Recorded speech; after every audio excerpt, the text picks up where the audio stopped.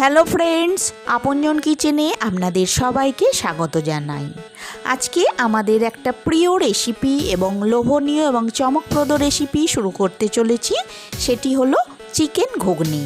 তা চলুন শুরু করা যাক। প্রথমে কড়াইতে দিয়ে দিন সর্ষের তেল, তারপরে তেলের মধ্যে দিয়ে দিন একটু নুন আর একটা গোটা আলুকে ছোট ছোট করে পিস করে কেটে নিয়ে তেলের মধ্যে নুন আর হলুদ দিয়ে হালকা লাল করে ভেজে নিন। ঘুগনি সবারই খুব প্রিয়, তাই না? আর চিকেন ঘুগনি হলে তো বলারই কথা নয়। আলুটা ভাজা হয়ে গেলে অন্য বাটিতে তুলে রাখুন। তারপরে কড়ার তেলের মধ্যে দিয়ে দিন শুকনো লঙ্কা আর গোটা জিরে ফোড়ন। তারপরে চিকেনগুলোকে আমি ছোট ছোট করে পিস করে কেটে নিয়েছি।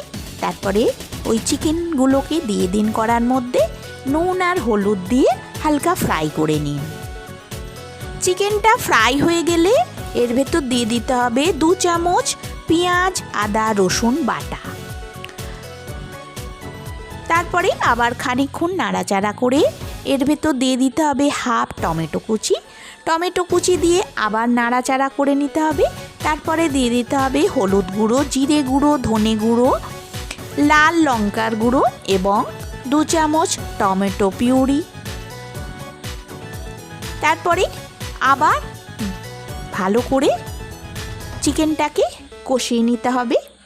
দিয়ে দিতে হবে হাফ চামচ কাশ্মীরি লঙ্কার গুঁড়ো, যাতে কালারটা খুব সুন্দর আসে।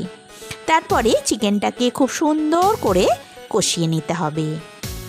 দিয়ে দেবো হাফ চামচ শাহি গরম মশলার গুঁড়ো। তারপরে মশলাটাকে আবার সুন্দরভাবে কষিয়ে নিতে হবে। কড়াইতে দিয়ে দেবো নুন।